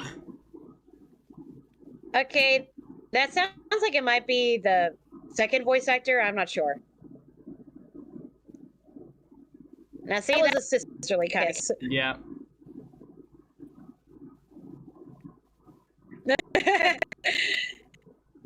And Dirty still can't stand.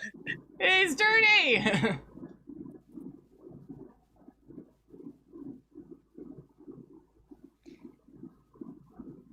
Yeah, your talents are finally appreciated.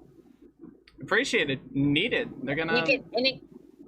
Yeah, it's not like you're teaching them. It's not like you're being like those colonists who taught them their culture. You're reteaching them their own culture. Exactly.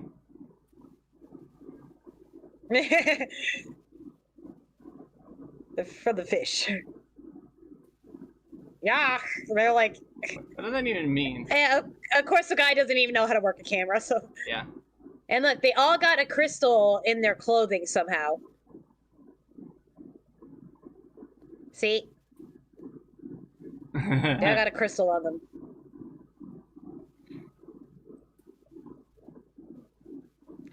Cookie.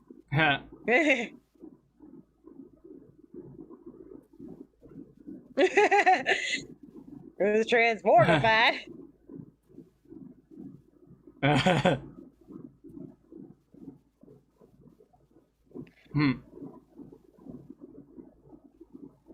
And he got money, but he don't get. And I like how the cat gets some love. Aw.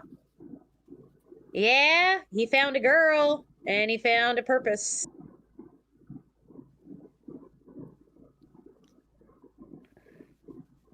Aww.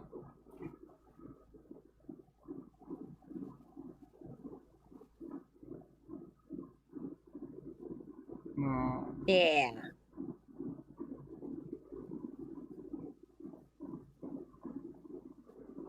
Yep. He even and now got she's tattooed queen, up. and he's likely king consort. Yep. And here we are. Oh. And you know, Milo also carved that, so he'd been learning some skills. Yeah. Just God.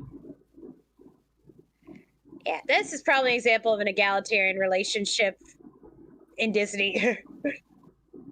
Especially when you see of them later in the, what would have been a series. Yeah. So many adventures they could have gone on, but honestly, this is great. Like, it really brings everything back from the beginning. I need to show you the fan art. Mm-hmm. Where Milo explains to Kita how Santa Claus works. They got the Guardians at the edge of the city again. They're thriving. They are thriving again. And the power of the crystal is more than just electricity. It's a life source. It's their sun and their moon and their stars. It keeps crops growing. It keeps everything alive. And it's, boom, Atlantis, the Lost Empire. Yeah. And Gary Trousdale and Kirk Wise once again. Severely underrated movie. And Don Gary Hahn. Trousdale and so it's the Beauty and the Beast crew. Tab Murphy for the screenplay, and story by Gary and Kirk, Josh Whedon. Huh. Well, there you go. And there were a few other names in there as well. The art director, great job. The art direction was great. Artistic coordinator.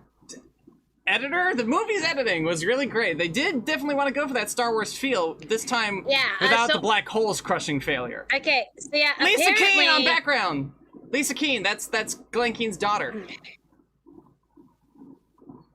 Yeah, so apparently the crew had like these t-shirts that said Atlantis, no songs and more explosions. Something like that. Which, I mean, that's fair. This movie doesn't need to be a musical. It works as the action adventure that it is. Yeah, but it must have been so refreshing for the crew. Like, yeah, we got to try something totally different now. Oh, by the way, you also have to animate in a different aspect ratio that's going to force you to draw on a smaller portion of the paper. Fuck! Yeah! Okay.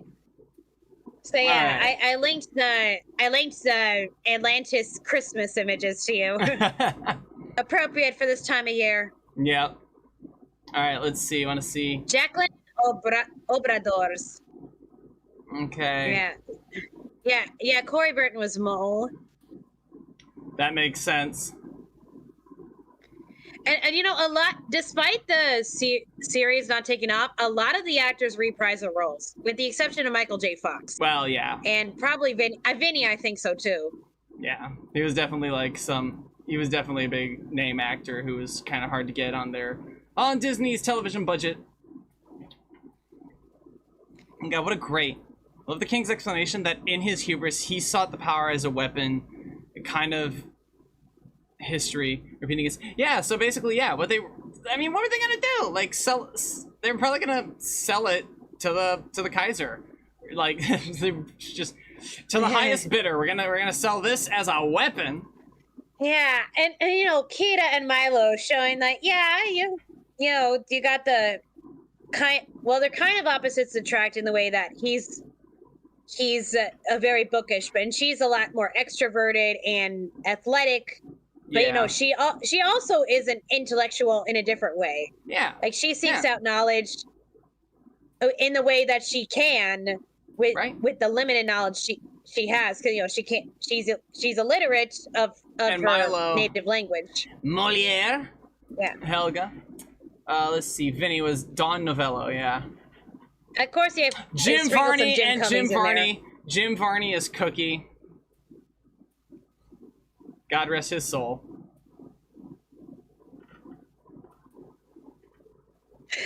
Yeah, you remember I showed you the videos of that martial arts guy who went through all the Disney characters and whether he could take it in the fight. And when he went to Milo, okay, the only thing that's stopping me from breaking this little guy like a twig is his girlfriend. Yep. But yeah, no, she'd fight for him too. That's true. And he'd be like, wow. But yeah, the animation on this film is like, in spite of all the troubles the animators had to go through, the integration of the CGI is probably some of the best that we've seen. And it's been pretty good in the past. Like, in Beauty and the Beast, it was kind of early, and some people call it out for being a little chintzy. And it's like, yeah, a little bit, but it's still beautiful. And the ballroom is very grand for it. All the grander for that shot. Hunchback of Notre Dame doing it really well in terms of the buildings, but the background people were kind of rough. And then by the time it got to Mulan, the people were looking good. The horse carts and the rickshaws were looking really good in CGI, and it's like everything was looking really good. And in this movie, it's probably just like top notch, you know, just like really well done. Like the CGI integration, and of course the caps, the computer animation system, the computer animation process. Ooh, video system. reference cast, cool. Yep, never let it be said that they wouldn't. That explains why a lot of them look proportionally correct. Well, no, the reason they look proportionally correct is because that's what their model sheets reference. That's more so like the camera work and the people that they film for reference is why their motions feel very real and feel very human, you know? Yeah. I just want to know who was the reference for Mole, though. I just want to see like whoever was waddling around, like just crouched down. I only saw references for, I think it said Milo, Kita, and Helga, probably because they did a lot of stunts. You know, that's probably right. You know, you're probably right. Remembering our friend Jim Varney. Our friend Jim Varney. Yeah. Yeah, because he and passed to all away these during people production. whose Didn't get to finish all his lines. His tireless work. And it seems and that underappreciated. Yeah. It looks like the voice actor who took over for Jim Varney was not credited for Cookie. He probably was under additional voices if he was credited at all, though. Atlantis Lost Empire Trial by Fire multiplayer CD-ROM game available now. And the books available at stores everywhere with Disney Publishing worldwide, distributed by Buena Vista Pictures Distribution. It feels weird if you're watching this on Disney Plus, doesn't it? Yeah, because like, hey, what CD-ROM video game? I mean, just watching it years after the fact alone just kind of throws that as a monkey wrench in the works. Yeah, I'm just gonna let the foreign. Yeah, you know, I'd want to watch like this movie in another language and see what they do. You know, with everyone speaking in the other languges. Like, do they just keep the original acting in there, or it's like, do they have the dub actors playing, reading the lines? I mean, knowing the attention to detail and Disney's limitless money resources, even at the time they were doing decently well. I'd imagine they re-recorded it, you know, because they wouldn't want inconsistency with the voices too much. Because unless you cast so strictly in the foreign language dubs, it's like you're kind of gonna... which makes me wonder, like, so Stephen Barr. Is the French still in French? Is the French still in French? That's a good question, because in every other language, like, it's like Latin, nobody speaks Latin anymore. But with the French bit, you do wonder. I mean, he probably still could have said it, and because Mole still has to react. Oh yeah. So Blake Clark was the guy who took over for Slinky Dog, but Stephen Barr was the one who took over for Cookie in this movie. Still a good job. Oh yeah, Stephen Barr I saw was in the additional voices. Yeah. All right.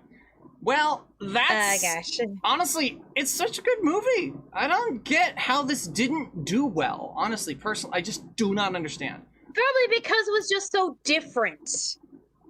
It was just so different. They're like, oh, this isn't Disney. This is like, you know, the Disney princess in the whole musical thing that we know and love. It's like, even if you go to DreamWorks' other like 2D success stories, like, well, The Prince of Egypt, it was a musical. It was an animated musical. This movie isn't a musical, and everyone's expecting their animated movies to be musicals. Probably didn't take this, or maybe they took the fact that it wasn't a musical as like, oh, this is gonna be another wacky comedy like The Emperor's New Groove. That's just kids stuff. It's like, but no, this movie is more than just a wacky comedy. It's not even a wacky comedy.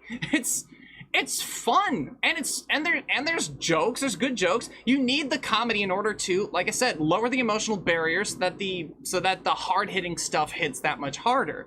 And God, that death was gruesome even without the blood. So honestly, everything just works about this movie. It's like it's really well done.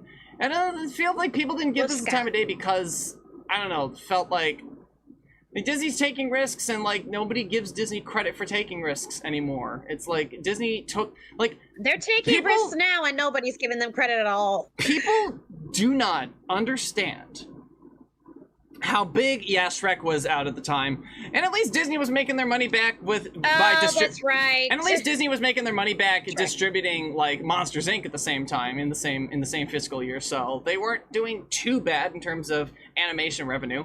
But you know, they didn't own Pixar at the time; they were just a distributor for them, so they get like a cut of the profits, you know.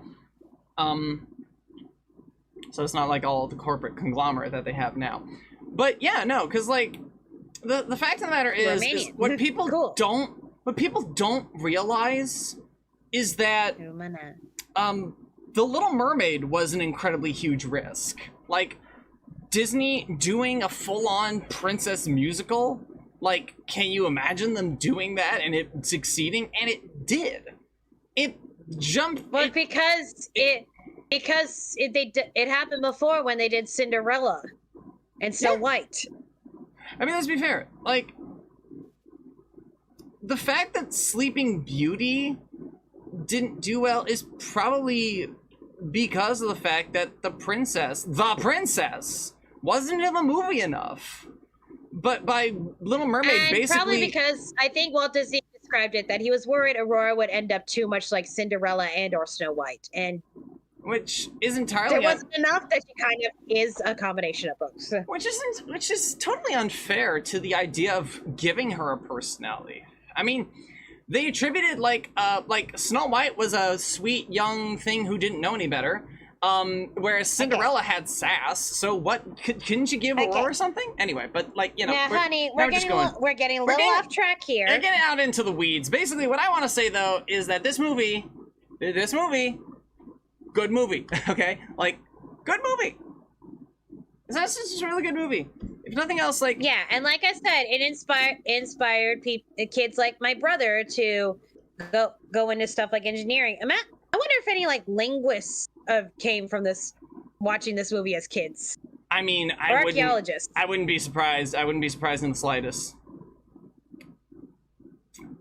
The audiences are fickle, but the critics even more so. I feel like if anyone had given this movie the time of day, it's like, the thing is, we now live in a day and age that the internet is basically like, no, seriously, you have to check this movie out, and that's how Puss in Boots: The Last Wish made a stellar comeback. It really was a word-of-mouth movie. And this movie, if Disney had the ability to have word-of-mouth for their films, then these films would have done better from the people being like, from like one guy being like on Twitter being like, no, seriously, you have to go see this movie. But Twitter didn't exist, and the internet was very primitive. The people who use the internet now could be slightly less technologically literate than you would have to be back in the 90s, but it was still tough to use. Yes.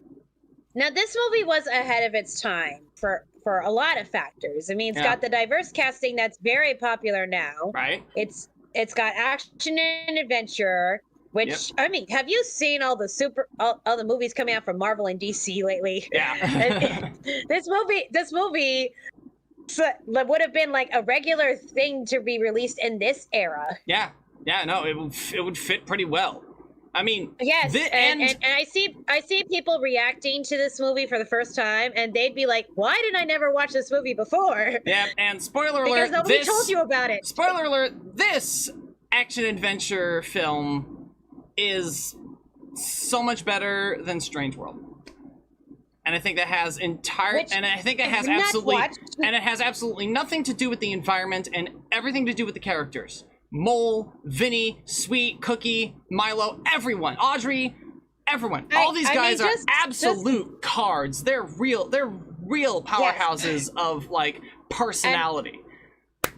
Yes, and powerhouses in their field as well. Even Mole, who's the eccentric guy, but he's shown that he actually does know what he's talking about. He knows what he's talking about. He's really skilled. Everything about these characters just makes you love them that much more. It's like, oh, they're all just in it for the money. But then, at the end of the day, it's like, and I have to imagine Milo touched a nerve with Audrey. Like, is her dad still around?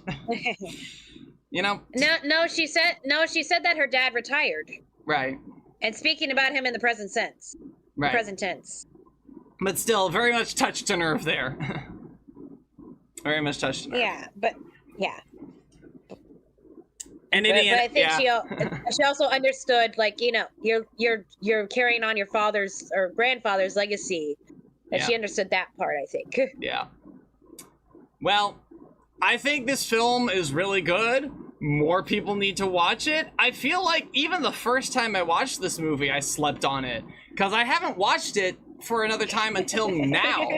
This movie is good. Oh my god. Like, I gotta bring this to people. It's like, so have you ever seen Atlantis: The Lost Empire? It's like, what's that? It's like, oh my god, if you like action, adventure, and science fantasy, you're gonna love this. It's like, this is a good movie. That is so weird because I was in that group of kids who were just we were probably like the cult followers before it really became a cult. Yeah. Because I had this friend who made this cootie catcher that was like written in Atlantean. Yes. Yeah. And then I had another friend who you know, she watched the special feature of how to speak Atlantean, and she was like trying really hard to actually learn the language. Let me double check. So, you know, I want to see if that's actually. It's like we were the cult following before it was officially a cult following. Oh, hey, they actually have the deleted scene on Disney Plus. Yeah. So you know what? Like I said, that was a fully animated deleted opening. Hold on, honey. When are you going to the? When is your showtime? It's around 10. It's okay, you're fine. Yeah, I'm good. So, you know what? Yeah, I think we're gonna watch this, but not on stream. That's something you guys can do in your own spare time. When we return in January, we're gonna be starting off with one of my personal favorites, Lilo and Stitch. This is gonna be a real good one. Thank you all so much for joining us on this epic adventure. Epic? Yeah, epic. And if you're viewing this after the fact, thanks for watching this movie. You know, like, it's a good movie. It's a good movie. I'm glad. And if you enjoyed it, I hope you enjoyed it, because it's good. Like, if you're viewing this after the fact, you're watching the movie along with us, you should probably watch it a second time so that we're not blathering over it. Or maybe by this point, you've probably muted us and you've forgotten that the movie's over and that you're still watching the stream because you actually got invested in the movie. At least I hope so. Yeah. Until next time, take care, stay safe, and be kind in all that you do. Merry Christmas and Happy New Year. Happy holidays.